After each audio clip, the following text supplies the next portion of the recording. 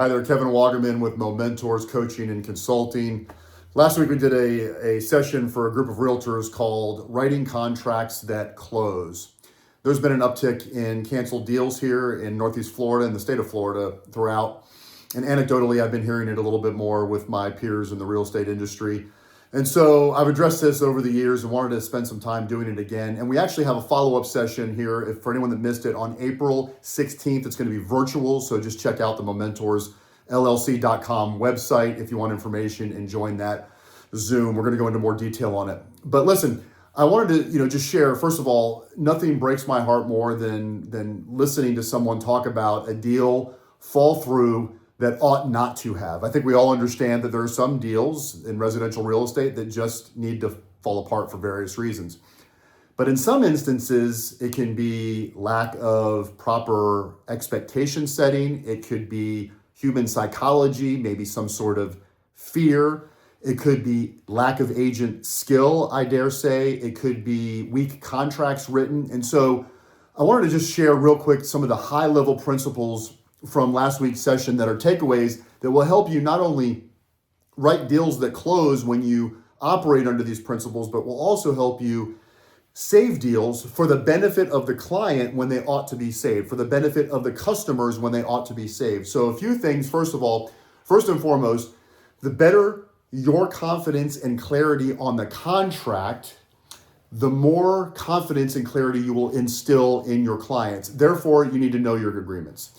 You need to know your listing agreements. You need to know your purchase and sale agreements. You need to know your exclusive buyer broker agreements. And so therefore, one thing that I coach people on is every quarter, at least once a quarter, you want to read those documents all the way through. Not that you're going to interpret them like an attorney, but that you really understand what's in there. And then you can lead people to certain sections that are relevant to the questions they're asking. And then, of course, get them in front of an attorney if they need additional information.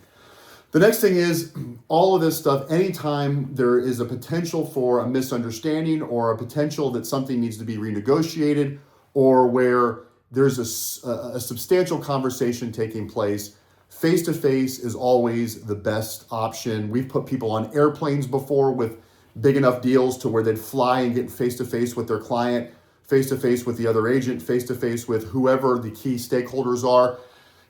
Zoom is okay as an option, the phone, but what we really want to avoid is DMs and text messages. If there's a substantial conversation that needs to happen, let's get it at a minimum over the phone with somebody, but better yet, face-to-face. Look, when I was a managing broker, I had a rule. If someone came into my office with a deal that was unraveling or some sort of significant negotiation, the only way I would get involved is if at a minimum they'd had a phone conversation with the parties involved. If it was just text messages and emails back and forth, my rule was you need to get on the phone or get face-to-face, and then if you still need me, I'll get involved. 90% of the time, they would resolve themselves with my guidance. Stay calm. Here's another one. This is a big one. Boy, I've seen a whole bunch of deals. We can really screw ourselves up here in this industry if we don't stay calm. I tell you what, emotional intelligence is a real thing. It's a real skill. It needs to be practiced. I've done this long enough.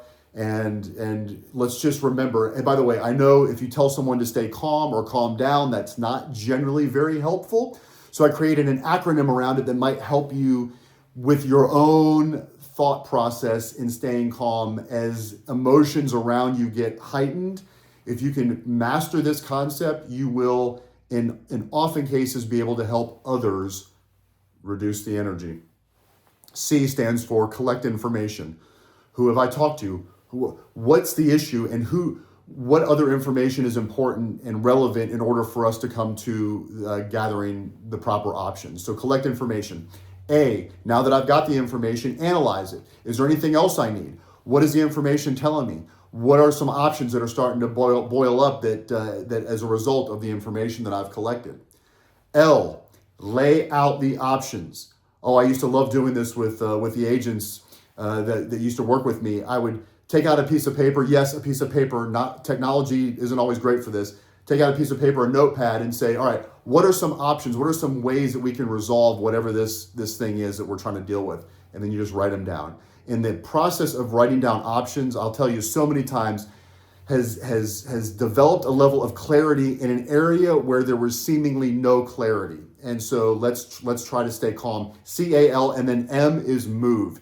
Now, once we've laid out the options, in this instance, we're going to our client or our customer. We're laying out the options for them to make the decision, so then that we can execute the decision. So that's how we stay calm.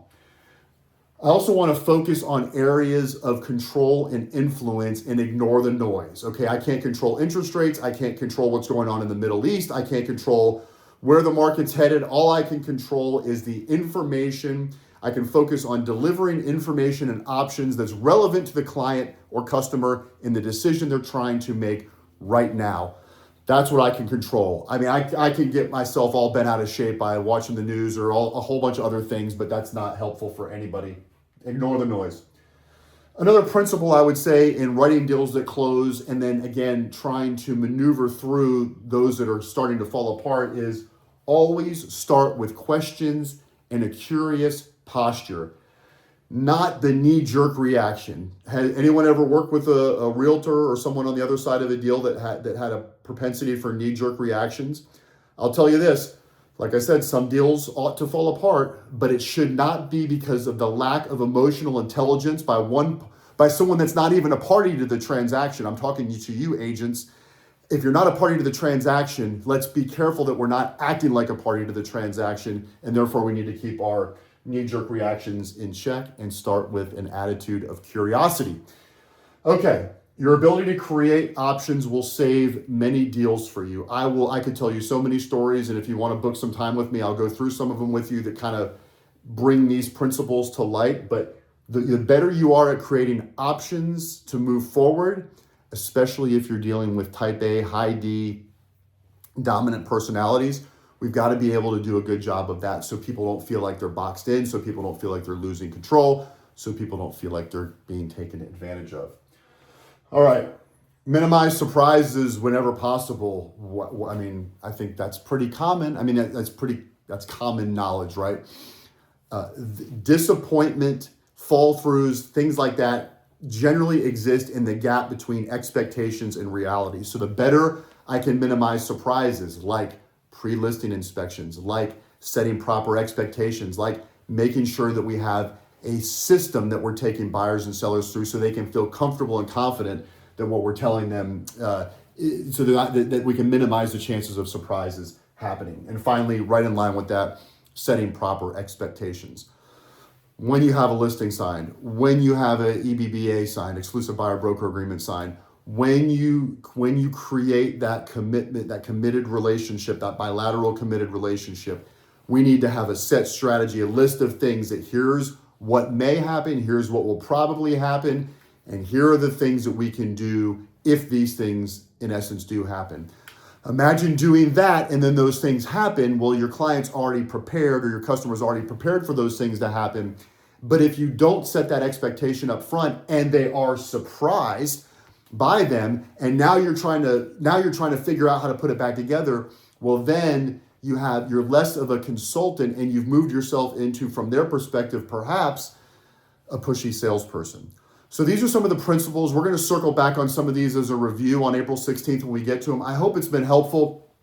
Please reach out to me if I can be of further assistance in this, because I really, really, like I said, it breaks my heart with all your work in prospecting and consulting with buyers and listing and sellers, and then your negotiating of deals for the deals to then fall apart that should not have fallen apart. It's heartbreaking. And so the last thing I'll just throw in here on top of this is resilience.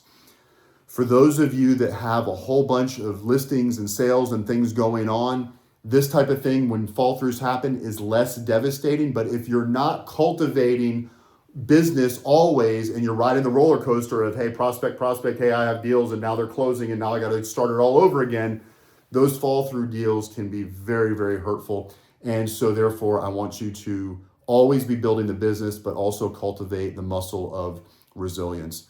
All right, be well. Talk soon.